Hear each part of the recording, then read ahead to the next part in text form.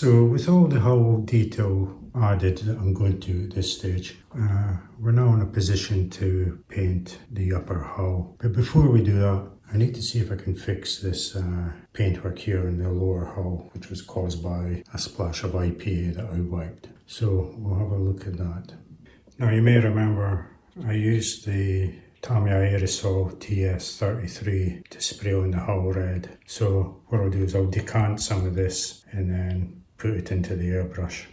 And we'll see how we get on, because obviously this was applied using the aerosol and I'm going to apply it using the airbrush, so it may look a bit different, but we'll give it a go, see how it gets on. So I've decanted some of the paint into the airbrush.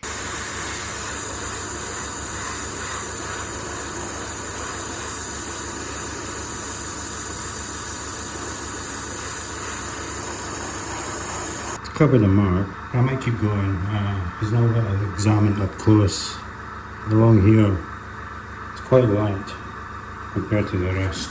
It doesn't have the same shine either, whereas the rattle can or aerosol can, it's quite bright. This seems a bit dull, but I'll keep going a bit anyway.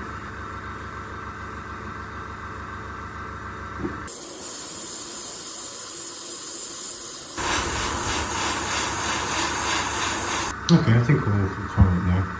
Certainly where the splash was in the marked paint, that's simply gone. Like I say, it might not be picking up in camera, but you can see how bright the aerosol spray was, and then how more matte finish from the airbrush. But that's okay, we'll keep going. Let's make a start on painting the upper hull. So we'll have to mask up first, and I've started doing the other side. I'm not sure if you can make out, there's a seam or a hull line. You can either follow that seam across the top of this belt here and split the difference, or the other option is to mask up to the seam. Okay, so I think I'm going to mask up to the seam so it looks as you can see it now once it's painted, because I think having these little indentations makes it a bit interesting. But that's got a couple of different things we need to take care of. Firstly, we'll mask up these protrusions. I think they're supposed to be like the garbage or rubbish chutes or something, but they fall below that belt. And then of course we need to deal with each of these indentations. At the front and the stern as well, we have like a compound curve, so it curves in 2, maybe 3 different directions. We need to take a bit of care when we come to do the front and back. We'll deal with these first. So what we do is we just come up to the sides first. Now we want to make sure the tape goes up into the right angle where the belt meets the... We're just coming from the other side.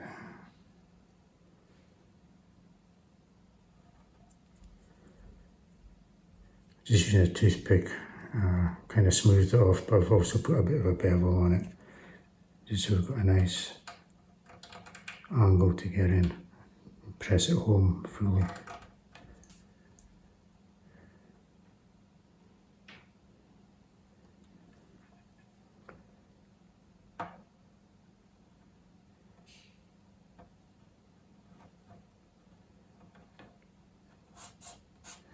Okay, so that's the first one done.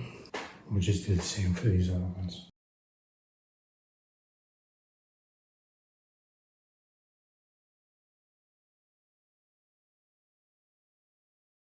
So I'm just coming up a steep angle and pushing up into the corner, and that kind of just positions it nicely hard against the inside edge.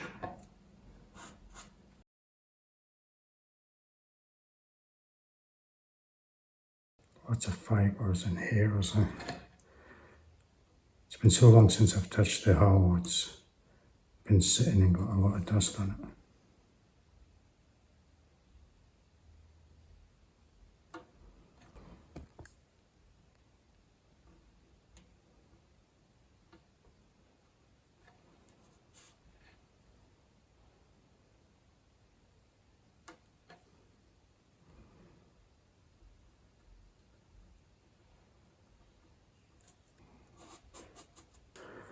So again, we'll just come up, push up into the edge.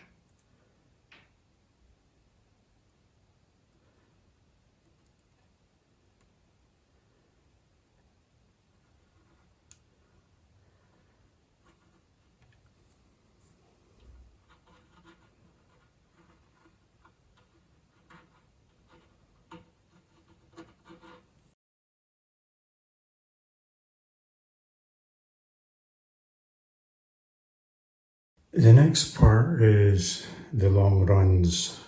Even though it's on the side of the hull, there is a bit of a bend or a curve within the hull. So what we want to do is just use some narrower tape.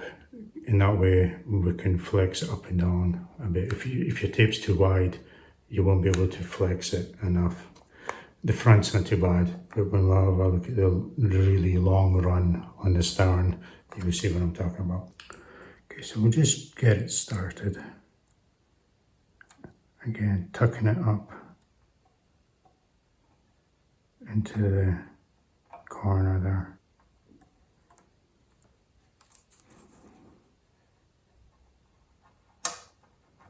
And we'll secure the one end down so we don't pull it off, because we're going to put a bit of tension on this, because we're going to pull it quite tight, and then we can manipulate it up and down as the curve changes.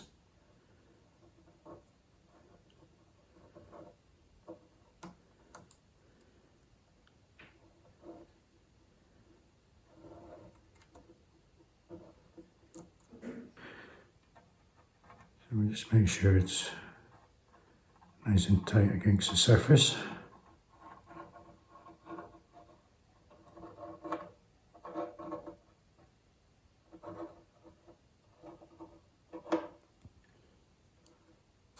And as you can see, I've left it over long. That's okay. So on the bow, we want to use a fairly thin piece of tape, again, because it curves in. There's a few different curves on there that we don't want to get caught up with.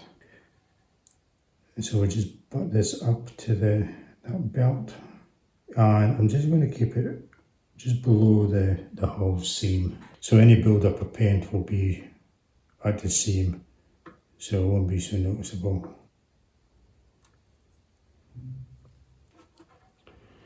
And then again, what we do is we just pull it and manipulate it as it needs. Because again, because the curve sinks in, it wants to change position. So, okay. So I'll leave that there. And as you can see, we need to kind of pull it round the bow, keeping the horizontal line. If you let it run as it wanted, it would actually go down. It's not so bad in thin tape, but the thick tape would go very steeply down. Okay, so for the long run from where we've stopped at the front all the way back to the bow, to the stern, the principle is the same. Just use one tape, get it started tight against the belt, and then pull it tight, and you can manipulate it up and down. Because it's just such a long run, and like I say, there is a curve both longitudinally, transversely. You need to be able to pull the tape to keep the hard joint. So what we'll have a look at next is these indentations, and they're surprisingly a lot quicker than I'd expected. So what I've done is, you may remember I got this cutting mat with the lines. I measured the indentation width, and then I'll just put some tape on and we can just pull them off. Okay. And what I'll do is I'll just go up. I'll put a number in place first because it's actually quicker to just do it this way. Okay. Oh, you can't see what I'm doing. So just keep peeling them off one by one. Poke them up into the corner. they go in position pretty well.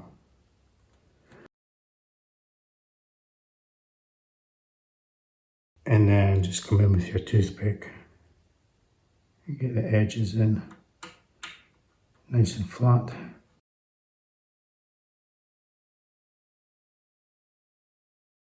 Okay, so I'll continue with the masking along the rest of the hull. Okay, so that's all the masking done along the hull side.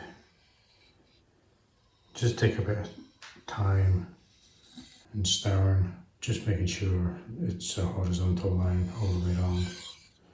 Okay, so the next thing we'll do is we'll just mask off the rest of the lower hull just to stop any overspray. So I'm just going to use some printer paper that I've put some tape on.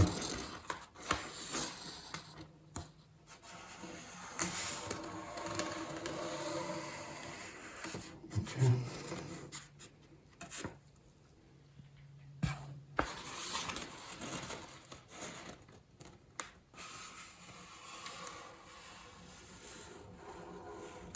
So it's a bit over long and it's hanging over the side, but that's fine. What I'll do is I'll just trim it and tape it to the baseboard. Okay, so we'll do that now. Okay, so we're all masked up now. I just use printer paper, to be honest. It's probably not my best masking job, but it will do to keep any overspray off the hull. So okay, so let's start with the priming. What I've done is I've cleared off the desk, wiped down all the surfaces, and I've used the airbrush and the static brush just to do a final clean up of the hull to make sure there's no dust and fibres lying on it. So again, usual Mr. Surfacer 1500, loaded up the airbrush. I'm guessing the best way to do this is being methodical. We'll start at one end and work slowly across, making sure we cover all areas. So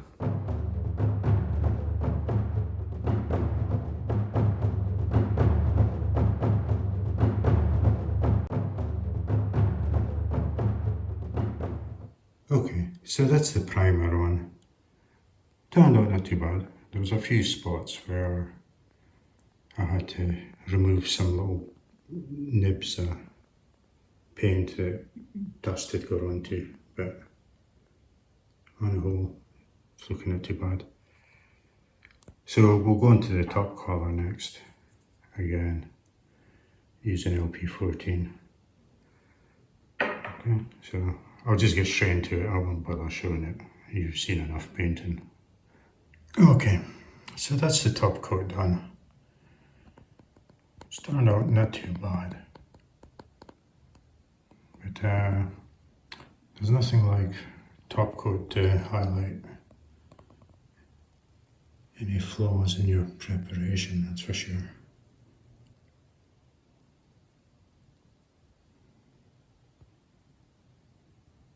It was a bit difficult today because apart from being very cold, it's just rain and storms outside, so I'm not getting the same amount of natural light that comes in the window, which is a lot better than desk lights, but managed okay. I also did the turret rings as well. Okay, so we'll pull off the masking tape, which is always exciting, I think.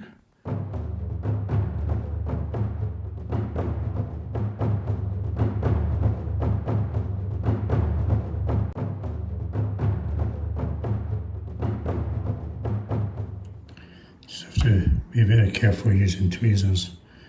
You don't scratch your paint.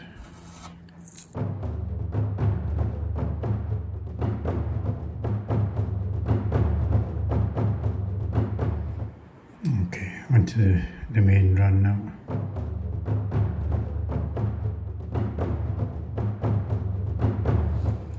Well, that was quite successful this side anyway. Oh, just noticed something there. Just some grey. I'm not sure if you can see it. A faint shadow there, and a wee bit there, but that's fine. We can just go in by hand, touch that up.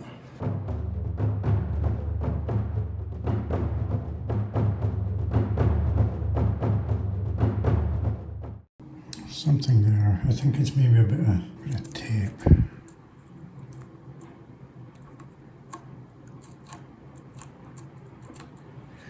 That's okay, I'll come back and have a look at that.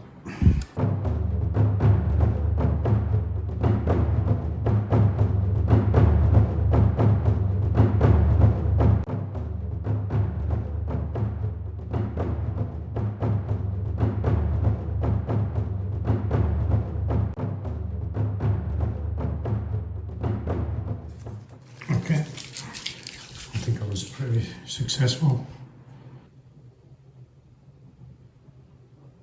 That looks quite good. And then the middle. Looks good as well. Okay, so overall, it's fairly successful. I'm very happy actually how it's turned out. A couple of bits to touch up. Just a bit of overspray there. There was a slight little white dot for something. I think it was quite sticky, so it could just be off a tape. And I bumped the very proud chipped paint. But again, let's just blow that in. Okay, so that's it for this episode.